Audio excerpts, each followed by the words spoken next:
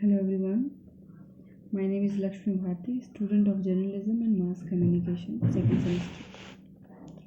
Today I'm going to discuss a topic, the public sphere, from communication theory.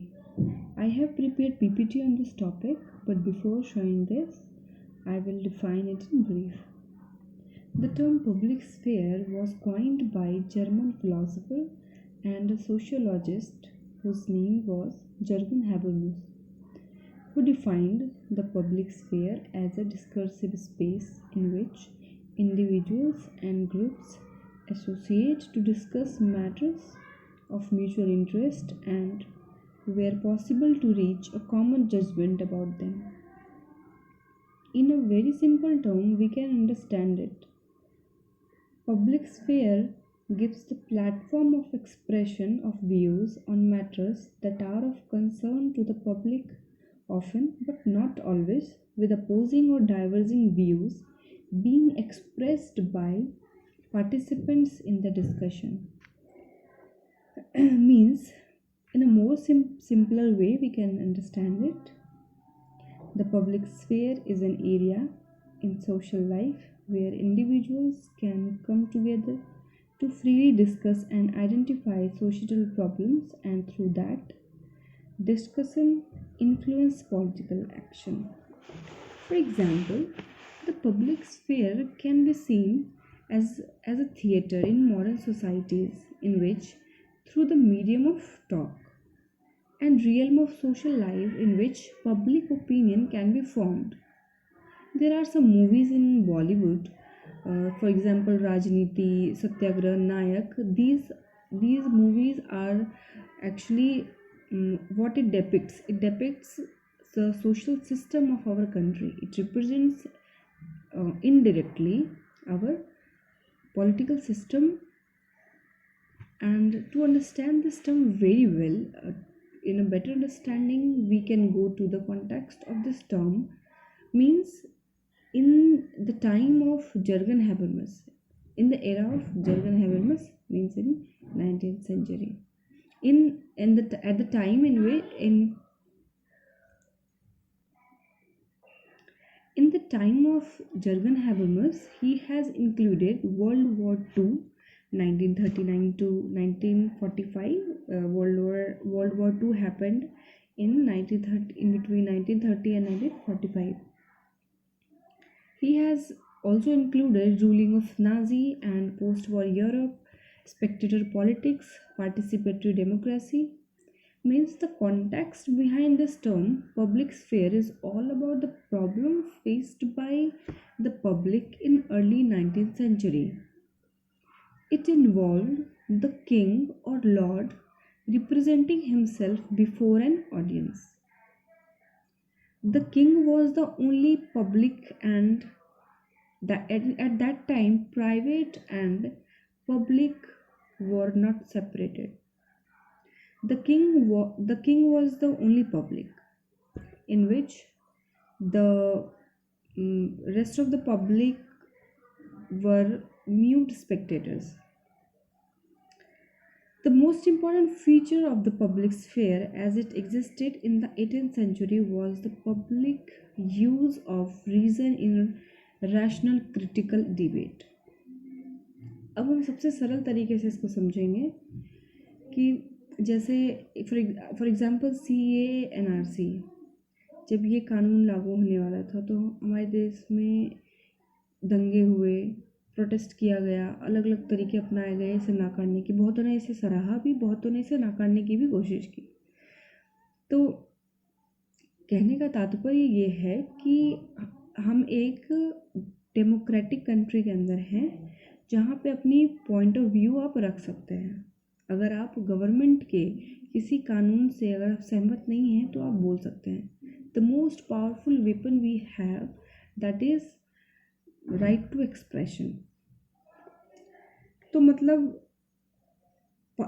जो Spectator politics के अंतर्गत ये होता है कि हम अपनी बात नहीं रख सकते हैं किसी के सामने, और पार्टिसिपेटरी डेमोक्रेसी के अंतर्गत अपना पॉइंट ऑफ व्यू रख सकते हैं, इस पर बातचीत कर सकते हैं, क्या गलत है क्या सही है, हमारे देश में पॉलिटिक्स किस तरीके की है, अभी कौन सी पार्टी किस तरीके से काम कर रही है, किस में कितनी खामियां हैं, किस में कितनी खूबियां हैं, ये सब इन सब बातों पे हम लोग बात कर सकते हैं, हमारे पास फ्रीडम है बात करने का।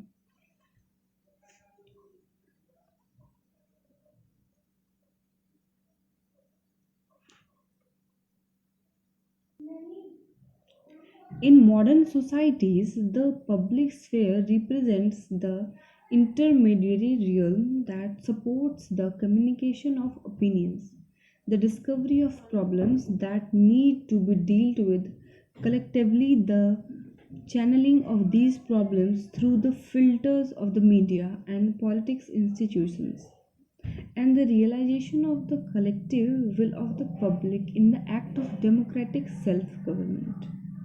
The concept of the public sphere is used across the fields of media and communication research, cultural studies, and the humanities, the history of ideas, legal and constitutional studies, as well as democracy studies. Historically, public spheres have undergone structural transformations that were closely connected to the emergence of different mass media. More recently, they are subject to trends of translationization and digitalization in politics and societies.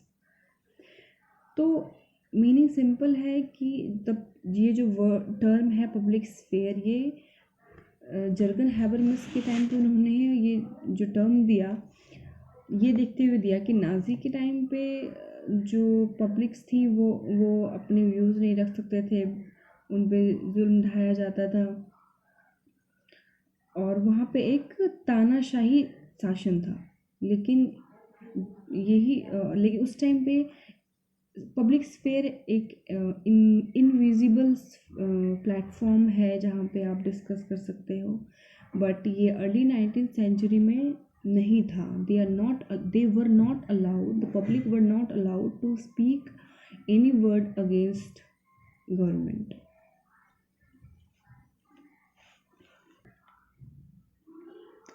Now let's have a look on PPT. Here you can see this man. This is the Jürgen Habermas. He has written a book, The Structural Transformation of the Public Sphere. In this book, he has described about public sphere and the context behind this term when he defined this term.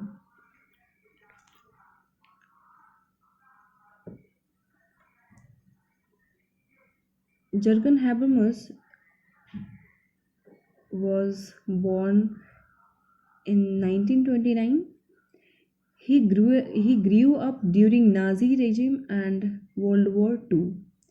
That I have already discussed that the context behind public sphere.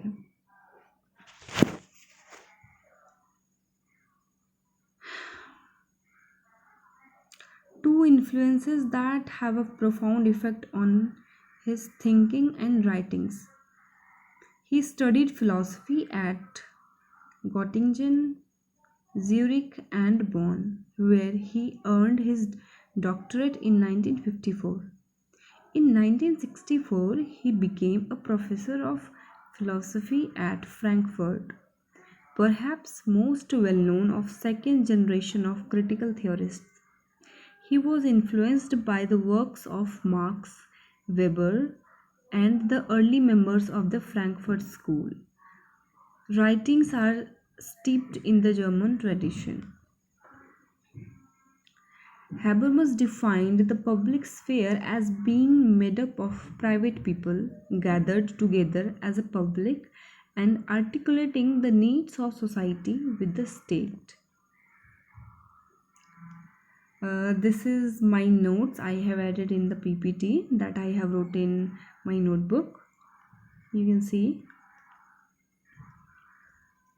I have also given symbolic representation of public sphere, how it works, and also I have written the context behind this term.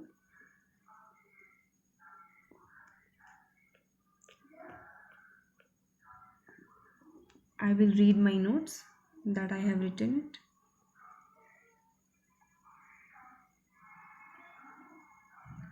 The concept of the public sphere has been applied to political as well as cultural communication. The term carries both descriptive and a normative connotation. Public sphere is an area in social life where individuals can come together to freely discuss and identify social problems and through that discussion influence political action. It gives the platform of expression of views on matters that are of concern to the public often, but not always, with opposing or diverging views being expressed by participants in the discussion. I have already discussed about these all are things. Another things I have mentioned here, that is the condition of the public sphere are according to Habermas. Public sphere and that the only legitimate governments are those that listen to the public sphere. Jürgen Habermas defines the public sphere as a realm of our society, realm of our social life in which something approaching public opinion can be formed. Access is guaranteed to all citizens. Habermas defines that the notion of public is related to the notion of the common. Therefore, the common world that gathers us together and yet prevents our falling over each other.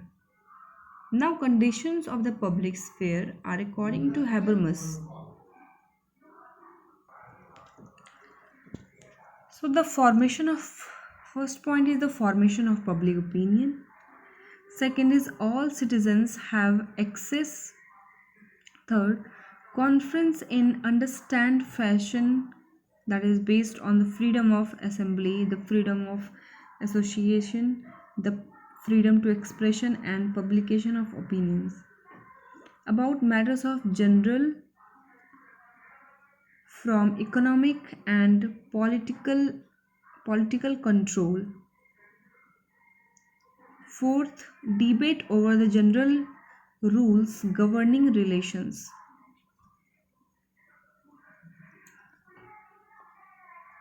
Now I have represented it this side society, public sphere, state. Public sphere is invisible platform where public can discuss over any matter. A sphere in which the public as the vehicle of the public opinion is formed.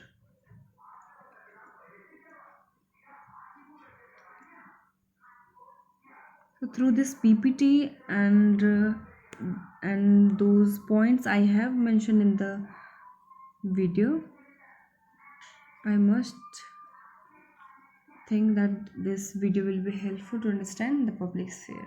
Thank you.